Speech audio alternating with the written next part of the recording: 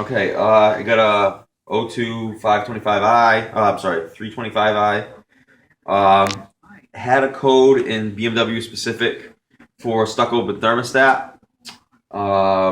She didn't have any symptoms of an open thermostat that, but she wasn't paying attention. So I haven't really driven the car, but she said the engine light's been coming on, and that's the only code that came up. So I'm just gonna put a thermostat in it. It really wasn't that expensive, considering that it's a whole housing. Comes with a gasket, comes with a thermostat, and it has, geez, I want to say this is a level sensor for this thermostat. I could be wrong about that, but I think it is, just with the position of it. And I could be wrong about that, though. I'm not really sure. But it could be a temperature sensor as well. I would have to double check and read up on it. I've never done one of these before. I already popped this piece off here. It looks like I might have to remove this fan. I don't want to. I'm going to try not to. Don't know if that's going to work out. I probably should drain the radiator too, but I just put the skid plate back on, and I don't feel like going back under there. It's getting late and I'm getting tired. So I'm going to try to take this out. It might end up screwing me that I didn't take that out in the long run, but let's see how that goes. Yep. I'm going to cut this wire. Oh, geez. Wow. I didn't actually have to snip that. It's just breaking apart. Kind of funny. Surprised I'm still intact. So, yeah, on the BMWs and Volkswagens and stuff, you see similar clips like this on the radiator hoses. You just pull them back. I like to take them off. That side. And then you kind of just make sure you have the radiator cap off before you do this. The car is a little bit warm, so I definitely take the radiator cap off. But regardless, take the radiator cap off. You don't want to splash in your face, especially if it's warm. These sometimes are sticky. Actually, most times. Just wiggle them.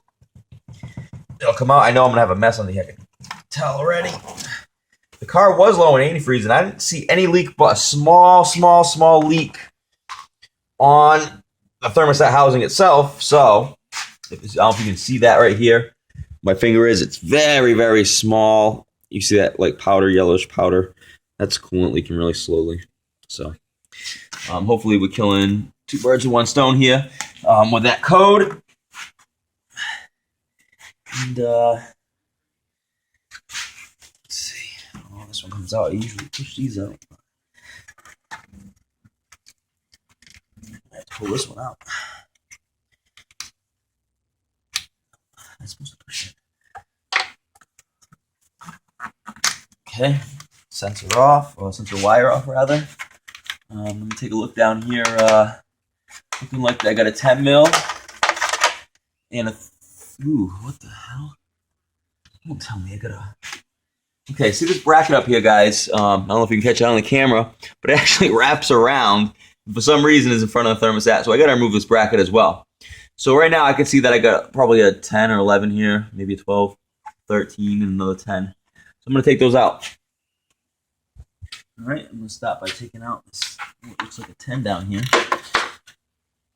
Ugh.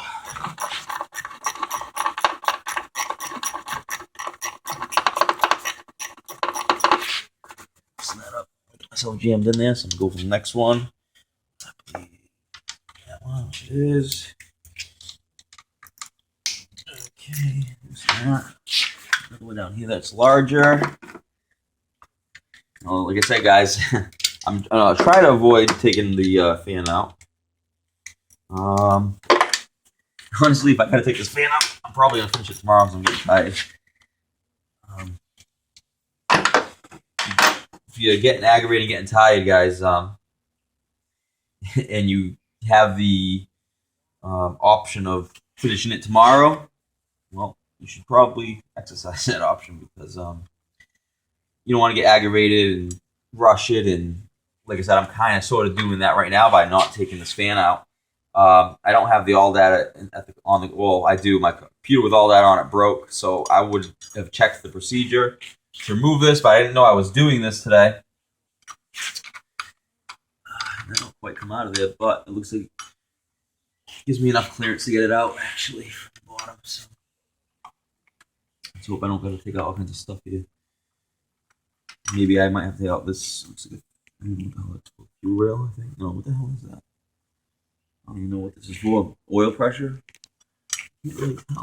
It's not the fuel rail, I don't think. So I don't know what that line is, but it looks like it might have to come out. Not 100% sure on that yet. Get the rest of these bolts out. Okay. Right now, I got the new part, so a good way to find out where the bolts are is just look at the new part. I got two on, I took out two on top. Let's see, wait, is that the top? No, this is the top. Okay.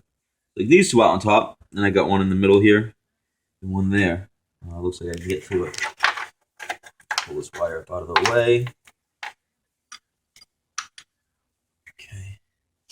One right here that I can't see. Feels rusty. Another one. Oh man, I'm gonna have to take this thing out. I have a feeling I don't want to, but I don't know what size they are, so I'm kind of gonna have to go off feel here.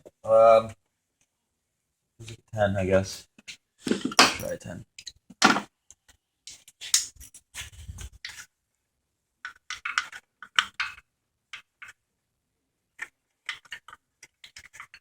Struggle a bit here getting this on.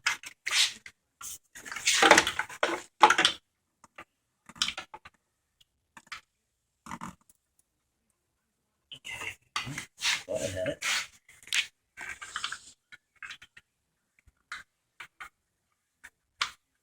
All right. Of course, the ratchet switched on me to the wrong way. I really don't want to take this back off. Tricky to get on there. But wrong choice. I have to take it off.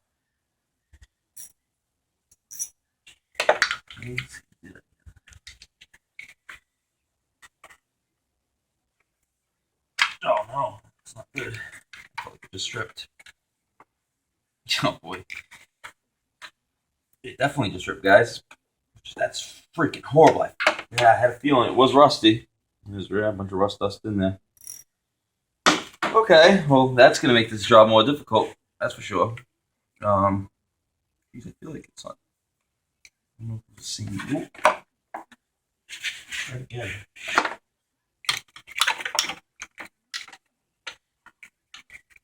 It's on the way. I don't know. I feel like it's stripped though.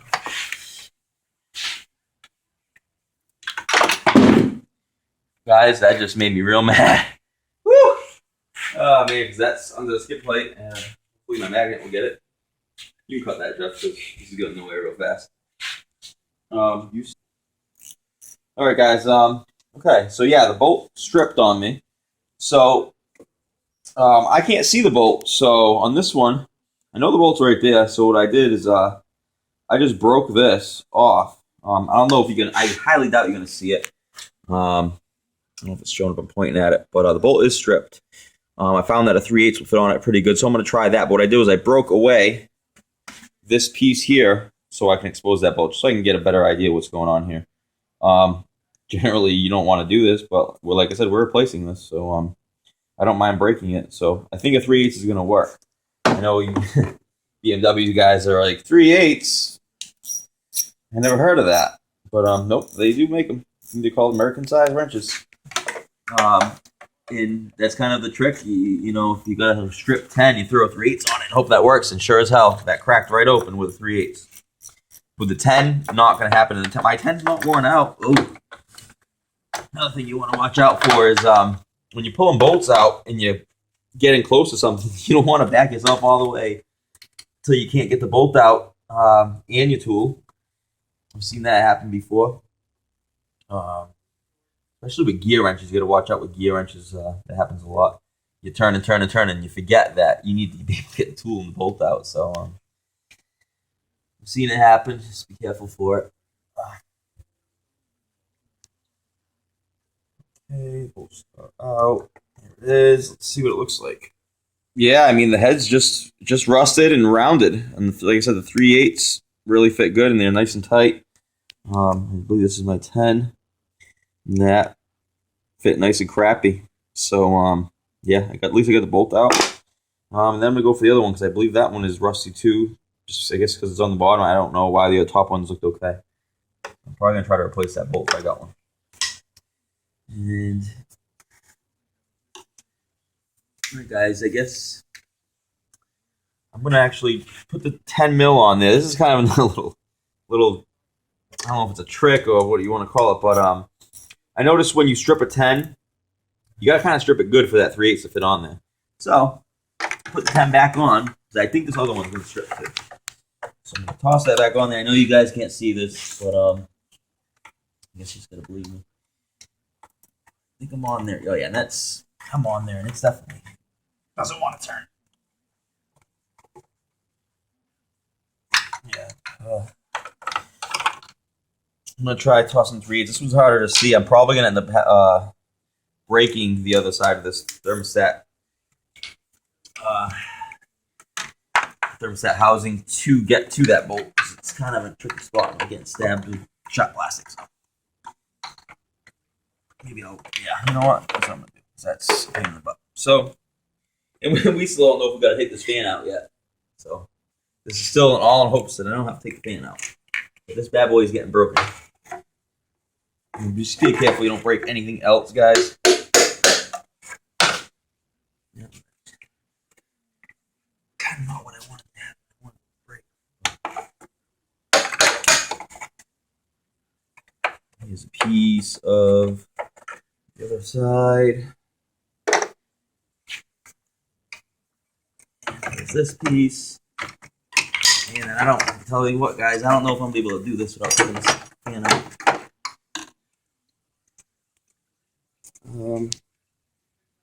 Yeah, here it is. The other bolt is still down there. I gotta get it out still. But something's not right here. Yeah, okay. I don't know if I just did this. I could very well have. No, I don't.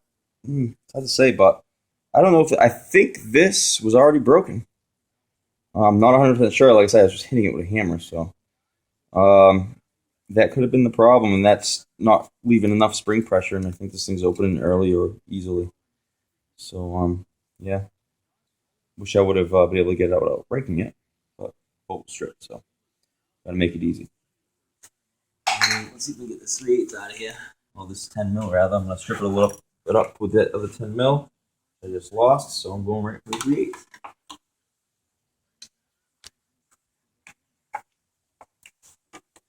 See, 3/8 don't want to fit on this one as well. Push that out that way.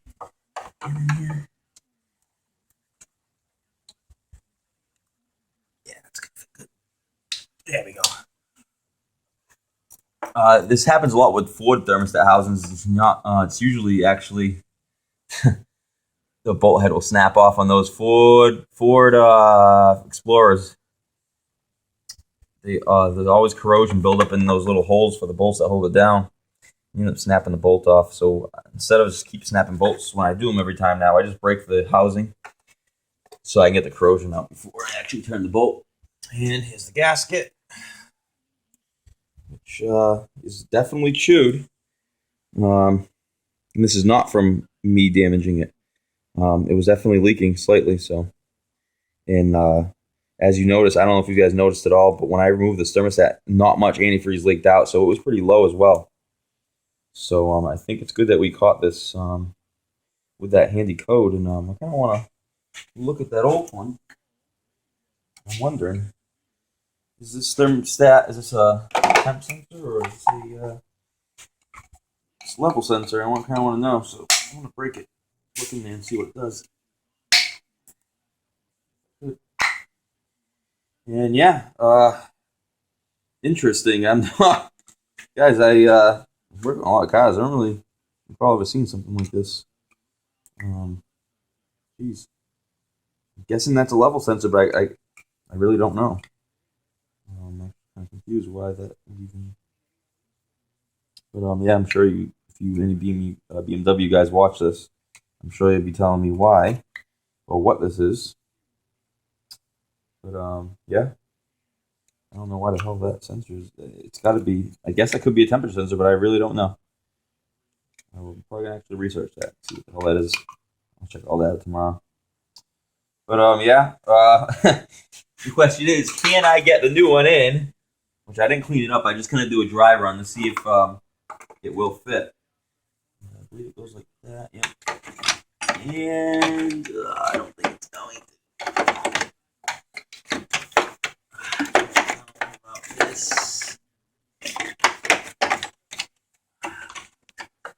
Oh, anyway. I don't think it's going to fit. Kind of just got stuck in here. I might be able to fit it. I'm going to clean it up first before I go crazy. I think I'm going to try to squeeze it in there, so I'll get back to you, Phil, and see if I can get this in here. Okay, all right, guys, yeah. You can get that thermostat in. What I did was I removed these little bump stop things. They were right here and right here. So I took those out, and it actually gave me, I don't know, almost an inch. Maybe not, maybe a half inch, I don't know. But it was enough to let me get that in. Now, the really, really hard part was getting that lower hose onto the thermostat housing. That was a real pain, actually. I probably would suggest removing this fan. That's what I probably should have done. It took me about, I don't know, what, 10 minutes? It took me 10 minutes to get it on. I don't know. It was a struggle. My hands hurt now. So, yeah, I would probably go for the take the skid plate down, get under there, take the fan out, because that was really, I mean, I know 10 minutes doesn't sound like that long, but it just could have took me an hour. It was hard. And not only just putting the hose in, putting that clip, this clip on the lower hose, it was hard. I had to use a pair of needle nose, and it was a real pain. And just getting the hose on was a pain. So I would suggest doing it probably the way all data tells you, or is to take out that fan. But like I said, can you do it? Yes. It's a pain in the ass. Yes. So the rest of it is pretty self-explanatory. Put the bolts in, put your hose back on, put the clip back on. I'll show you on here. On these type of hoses, you can just put the clip back on before you even put it on the hose. I couldn't do that on the lower just because it would have been too hard, too much pressure to put, I think, anyway. But yeah, you can pop these on, then you can slide that right over and push it. You'll hear it click. So I'm going to continue to put my bolts back on, but like I said, guys, I think the rest of it's pretty self-explanatory. You should be able to handle it. Alrighty? So yeah, this is how you change the thermostat in a BMW 2002 325i. I believe it's a 2.5 if I'm not mistaken. Alrighty? Thanks.